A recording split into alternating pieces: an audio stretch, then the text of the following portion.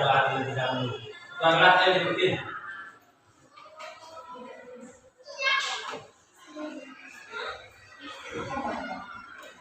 Istidadan, Iyaman, Salaman, Assalamualaikum warahmatullahi wabarakatuh. Jurusan, Doaan, A'udzubillahi minasyaitonirrajim. Bismillahirrahmanirrahim. Rabbi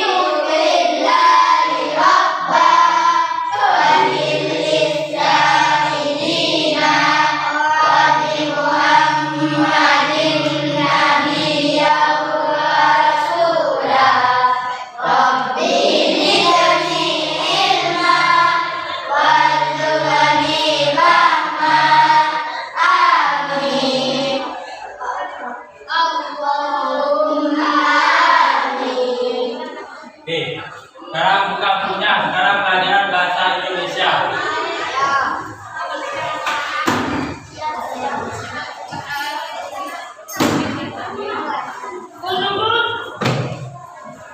Ada yang ingat kemarin belajar tentang apa? Ya, sekarang kita akan melanjutkan materi yang kemarin, yaitu tentang legenda Putri Komodo.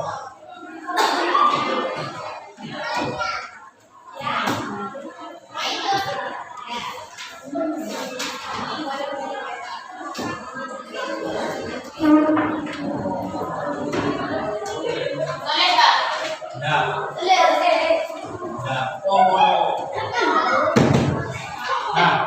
cerita rakyat itu merupakan teks dari narasi. Ada yang tahu apa itu teks narasi? Jadi teks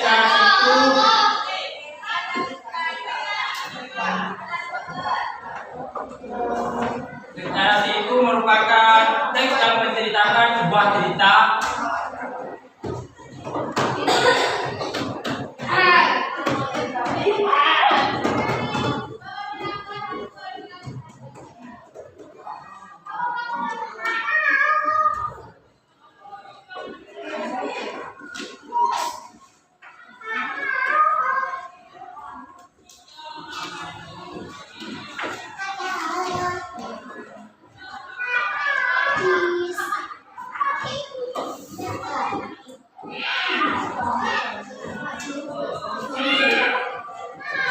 apa teks narasi?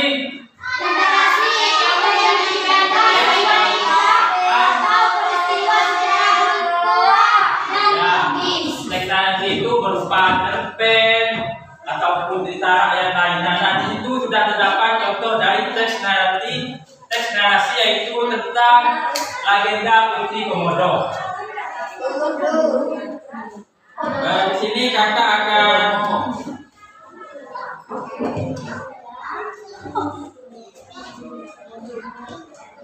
kalian dengarkan dari cerita legenda Putri Komodo tersebut. Kalian simak baik-baik dan pahami. Nanti ibu akan tanya.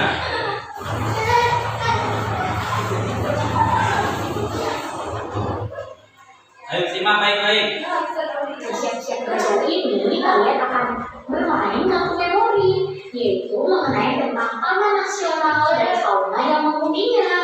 Nah, kalau permainannya akan dilakukan bersama guru dan teman-teman kalian, sekarang akan mencari tahu Simak baik-baik ya. Nanti kakak akan tanya. lokasinya dan hewan yang ada di taman nasional itu. Kita mulai dari yang pertama, taman nasional yang nanti kalian akan menjelaskan dengan guru kalian. Sekarang yuk kita lanjut ke bagian menyimak.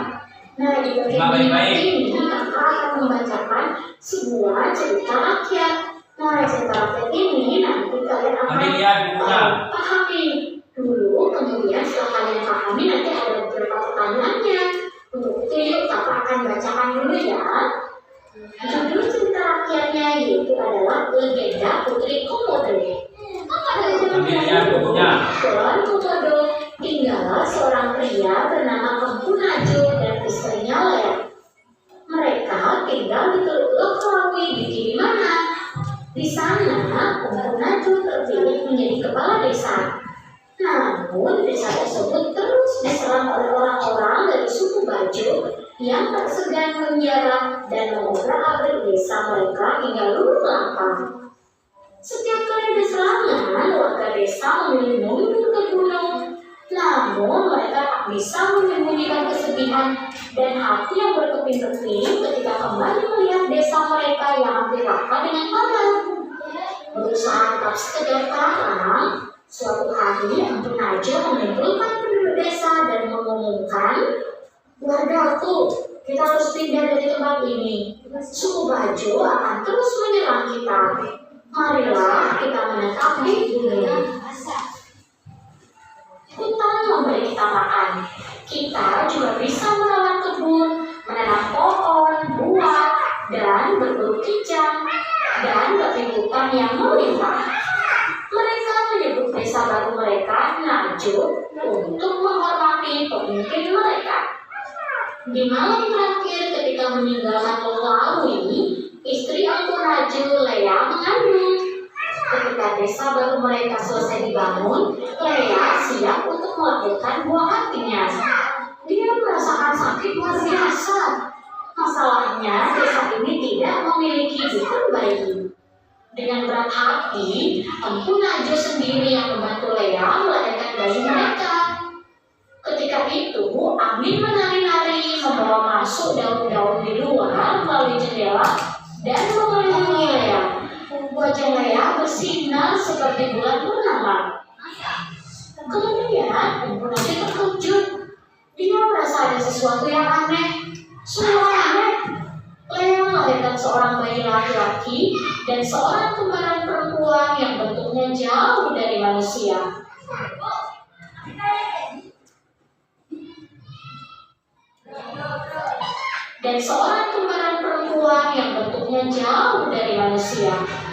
Kulitnya bersisik, berbintik-bintik, matanya hitam, dan dia memiliki ekor. Empu Najwa menampak anak perempuannya yang sangat mungil, namun penampakannya seperti kadal raksasa yang berkelana di savana di batas desa. "Anakku laki-laki," kata Empu Najwa ragu-ragu sambil menatap istrinya. Tapi sayangnya, Ruh sudah meninggalkan jasad Lea. Empu Najwa harus berlapang dada ditinggalkan belahan hatinya. Dia bertekad untuk membesarkan sendiri kedua anaknya. Dia memberi nama bayi laki-lakinya Sigerong dan anak perempuannya Ora. Dia memberi mereka makan, susu kambing, dan madu. Dua-duanya tumbuh dengan cepat. Tapi jauh sebelum Gerong bisa berjalan, Ora sudah menjelajahi jalan di luar rumah dan bahkan memanjat pohon. Meskipun susu masih bisa memenuhi rasa laparnya, dia mulai tertarik pada ayam-ayam milik tetangga. Tetangga mulai mengeluh kepada Empu Najwa. "Aku akan memberimu daging," katanya pada orang. "Tapi kamu tidak boleh menyerang kambing atau ayam warga." Meski orang tidak lagi mengganggu ternak warga, dia tetap menjadi buah bibir penduduk desa. Mereka curiga ada komodo yang tinggal bersama mereka di sana. Untungnya, ayah dan kakaknya tetap melindungi orang dan menunjukkan kasih sayangnya. Malahan, si Gerong lebih suka bermain dengan adiknya daripada dengan anak-anak lain. Dua bersaudara ini memanjat pohon bersama atau mengejar kalkun ke dalam hutan. Suatu hari, orang hilang. Dia meninggalkan rumah ketika matahari baru bangun dan jejaknya menunjukkan bahwa dia menuju hutan. "Apakah dia akan kembali?" tanya si Gerong pada ayahnya dengan air mata yang membanjir. "Ya, jangan khawatir, dia akan kembali," balas Empu Najwa. Tapi dia sendiri juga tampak cemas. Orang akhirnya kembali ke rumah malam itu. Namun semakin hari dia semakin lama meninggalkan rumah dan hanya kembali sesekali. Sampai suatu pagi, si Gerong menemukan adiknya di tepi ranjangnya. Mereka saling menatap lama dan kemudian orang berpaling dan pergi. Si Gerong tahu bahwa kali ini orang tidak akan kembali. Tahun-tahun berlalu, si Gerong tumbuh menjadi pemburu yang berpengalaman. Tidak ada babi hutan atau kijang yang sangat menghindar dari ujung tombaknya. Suatu hari, si Gerong sedang berburu di tepian hutan dekat dengan sabana. Ketika dia mendengar suara gemerisik di dekat sungai, dia melihat kijang jantan. Telinganya tegak dan tanduknya besar. Si Gerong pelan-pelan mendekat ke kijang tersebut dan secepat kilat melompat dari sela-sela dengan tombak yang terarah. Tapi tiba-tiba dia merasakan ada sesuatu di belakang kakinya. Makhluk ini mulutnya terbuka dan mata hitamnya tertuju pada kijang yang tak berdaya. Ini komodo terbesar yang pernah dilihat si Gerong. Dengan refleks, dia berbalik dan mengarahkan tombaknya pada rektor raksasa tersebut. Namun, komodo itu malah meletakkan kepalanya ke tanah. Tiba-tiba pula berdiri di depannya sosok seorang perempuan. "Letakkan tombakmu, anakku," kata perempuan itu padanya. "Apa kamu ingin membunuh adikmu sendiri?" Mendadak semua kenangan masa kecilnya melintas di kepalanya. Si Gerong pun jatuh berlutut. "Ya, dia orang. Aku mengandung kalian bersama. Dia saudara kembarmu," sosok perempuan itu berkata. Setelah itu, Gerong pun berpisah dengan adiknya. Si Gerong menuju desanya dan orang menuju sabana. Semenjak hari itu, si Gerong dan orang-orang di desanya memperlakukan komodo dengan baik. Karena raksasa itu bebas berkelana di sekitar hutan, memakan babi hutan, kijang, dan hewan lain yang ada di sana. Ketika ada komodo menjadi terlalu tua untuk mencari makan sendiri, warga desa akan memberi makan seolah komodo-komodo itu dapat dari mereka sendiri. Nah, jadi sudah. Apa yang kalian dapat dan kalian dengar dari cerita legenda Putri Komodo tersebut? Yang tahu apa? Baik, kita sudah paham semua tentang legenda Putri Komodo tersebut. Di sini kakak akan bertanya kepada kalian tentang apa yang kalian sudah dengarkan dari teks narasi yang tadi sudah kakak setel melalui visual ini. Yang pertama, siapakah Empu Najwa dalam cerita tersebut? Ada yang tahu? Ya. Ayo, maju. Yang lain dengarkan. Siapakah Empu Najwa dalam cerita tersebut?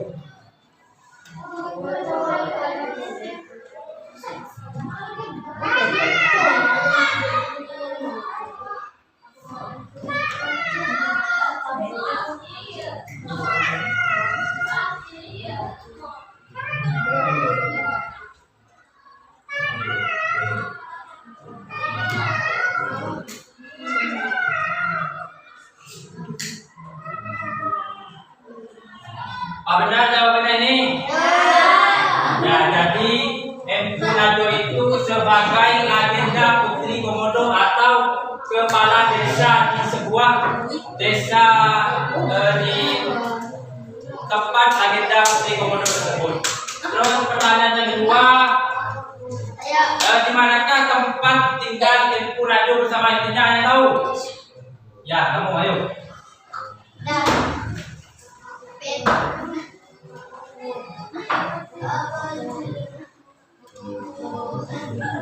Yang lain dengarkan, nanti ditanya juga.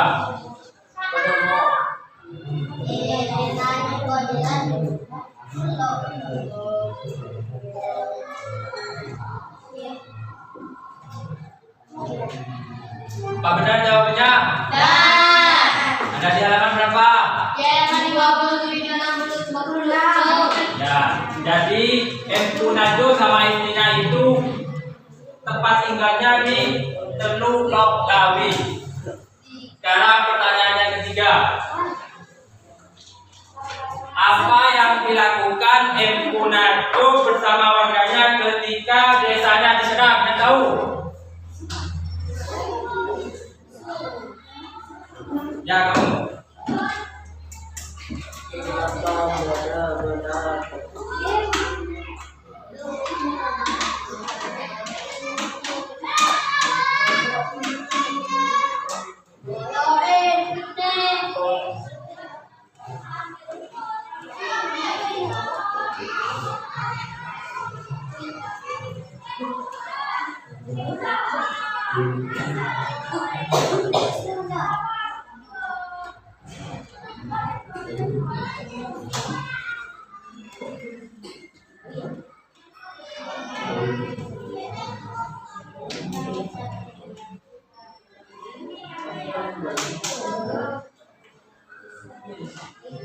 Pak benar jawabannya gini. Dan jawab berapa? Ya, jadi ketika desanya diserang Empu Nado dan warganya memilih mundur ke gunung. Yang keempat, sebutkan arti dari Nado yang mana nama tersebut dijadikan dari sebuah desa di cerita tersebut. Yang tahu siapa? Yang tahu, ayo. Ayo yang tahu siapa?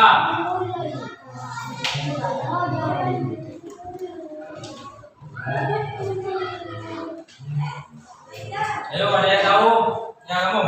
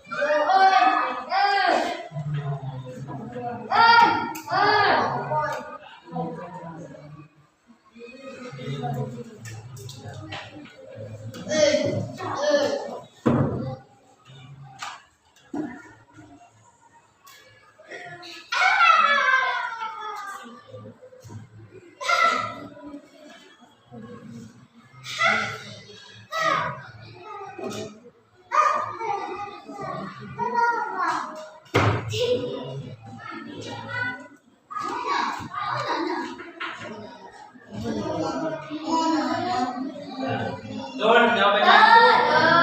Ya, jadi arti dari Nado itu kenapa dinamakan dari sebuah desa tersebut karena untuk menghormati pemimpin mereka. Dan yang terakhir kakak bertanya, siapa nama anak dari Empu Nado? Ya, saya tahu. Saya tahu Kak. Yang tahu? Ya. Kamu sudah, yang lainnya yang belum? Ya kamu.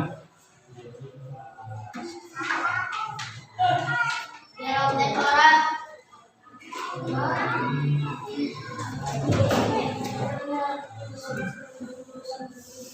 Dia udah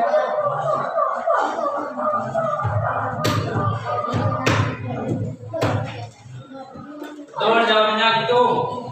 Jalur. Ya, jadi anak dari Empu Nado itu bernama Gerong dan Orang. Jadi sudah paham semua ya? Ya. Kita putih umur. Ya.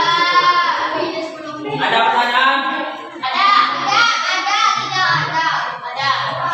Bukan apa? Bukan pertanyaan itu mengenai Legenda Putri Komodo tersebut.